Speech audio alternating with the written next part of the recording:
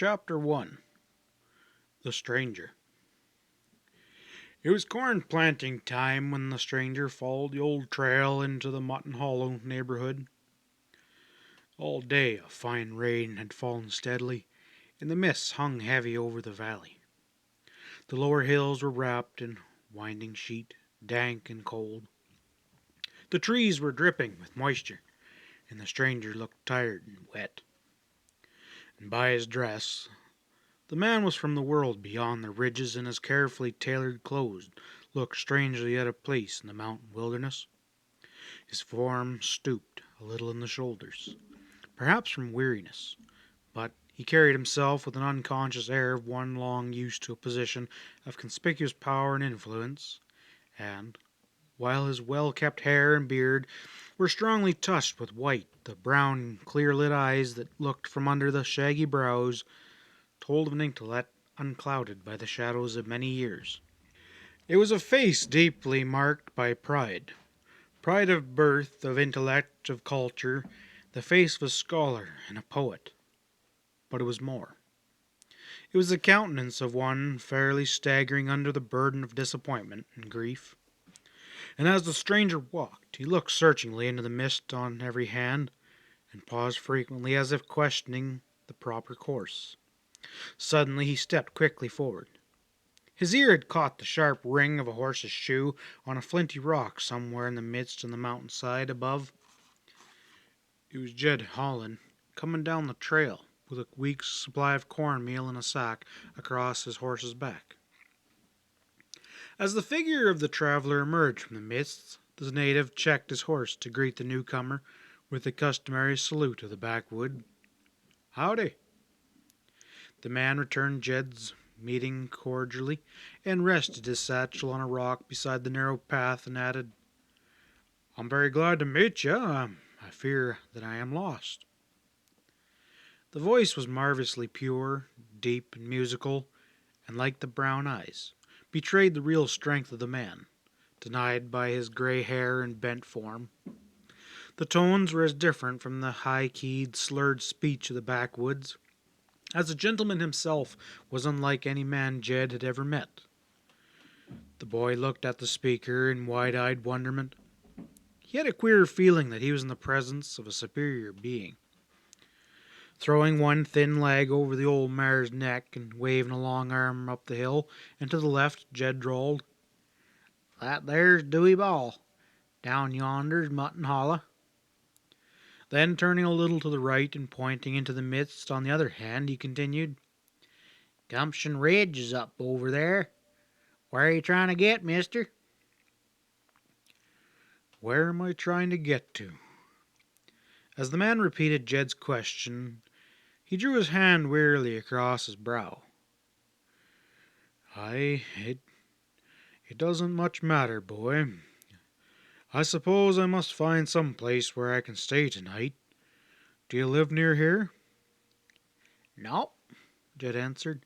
"It's a right smart piece to where I live. This here's a grindin' day, and I've been over to the mill on there in Fall Creek. The Matthews Mill it is.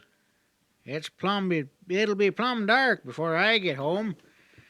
I allows you was a stranger in these parts soon as I catch sight of you.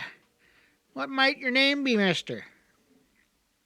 The other, looking back over the way he'd come, seemed not to hear Jed's question, and the native continued, "My name's Holland.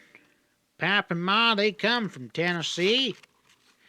Pap, he was down there in the back now, and ain't right pert, but he'll be around a bit, I reckon.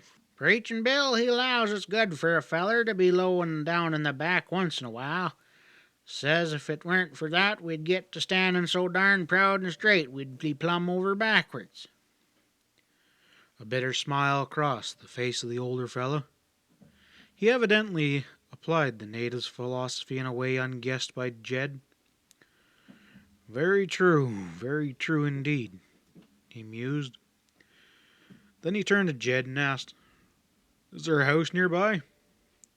"Well, Jim Lane lives up the trail about a Carter. Ever hear tell of old Jim?" "No, I've never been in these mountains before." "Well, Well, maybe you heard tell of Jim or Sammy.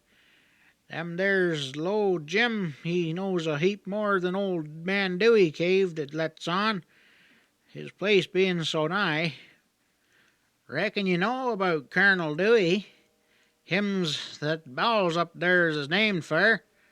Maybe you come to look for the big mine they say's in the cave. I can help you hunt for it if you want me to, mister. No, said the other. I'm not looking for mines or lead or zinc. There's greater wealth in these hills and forests, young man. Oh, you don't say. Jim Wilson always allowed that must be gold in them there hills. Maybe they're so dad burned rough. Let me help you, mister. I'd like maybe well to get some clothes like them. I don't speak of gold, my boy, the stranger answered kindly. But I mustn't keep you longer or darkness will overtake us. Do you think this Mr. Lane would entertain me? Jed pushed a hand up under his tattered old hat and scratched a while before he answered. Well, I don't know about entertaining, mister, but almost anybody will take you in. He turned and looked thoughtfully on up the trail. I don't guess Jim'd be home, though, 'cause I'd see Sammy a-fixin' to go over to Matthew's when I come past. You know the Matthews, I reckon. There was a hint of impatience now in the deep voice. No, I told you that I hadn't never been in these mountains before. Will Mr. Matthews keep me, do you think? Jed, who was still looking up the trail, suddenly leaned forward and pointed into the timber to the left of the path and said in an excited voice, Look at that there, mister. Yonder there by that big rock. The stranger looked, thought he saw a form weird and ghost-like in the midst, flirting from tree to tree, but even as he looked, it vanished among the hundreds of fantastic shapes of the gray forest. What is that? He asked. The native shook his head. Darned if I know, mister. You can't never tell. There's mighty strange things stirring on this here mountain in the holler down yonder. Say, mister, d'ye ever see a haunt? The gentleman didn't understand. A haunt, or a ghost, some folk call 'em, Explained Jed. Bud Wilson, he sure's seen old Matt's. The other interrupted. Really, young man, I must be on my way. It's already late, and you know I have to find a place to stay for the night yet. Oh, that's all right, mister, replied Jed. Ain't no call to worry. You can stay anywhere. Where do you live when you're to home? Again, Jed's question was ignored. So you think, then, Mr. Matthews would take me in? Oh, yes. They'll take anyone in. I know they're to home 'cause they're a-fixin' to leave the mill when I left about an hour ago. Was the river up much when you come across? As the native spoke, he was still peering uneasily into the woods. I didn't cross the river. How far is it to this Matthews place, and how do I go about getting there? Oh, you just foller this old trail. It'll take you right there. Good road all the way, 'bout 3 mile, I'd say. Did you come from Springfield or St. Louis, maybe? The man lifted his satchel from the rock as he answered. No, I don't neither live in Springfield or St. Louis. Thank you very much, though, for your assistance. I'll be on my way now. I best hurry or night's going to overtake me, and I won't be able to find the path. Oh, it's a heap lighter when you get up in the hills above the fog, said Jed, lowering his leg from the horse's neck and settling the meal sack, preparing to move on. But I'd be a heap rather'n that it was you than me going up to the Dewey tonight. He was still looking up the trail. Reckon you must be from Kansas City or maybe Chicago. I heard tell there's mighty big towns. The stranger's only answer was a curt "Goodbye," as his form vanished in the midst.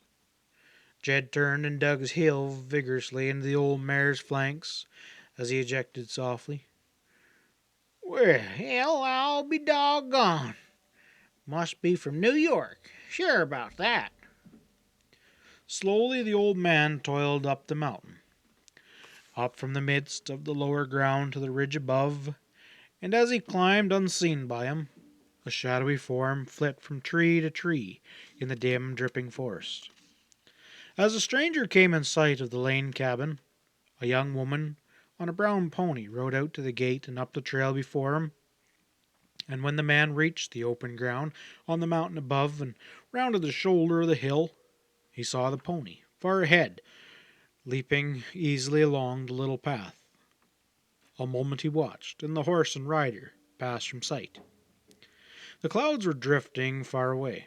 The western sky was clear with the sun still above the hills.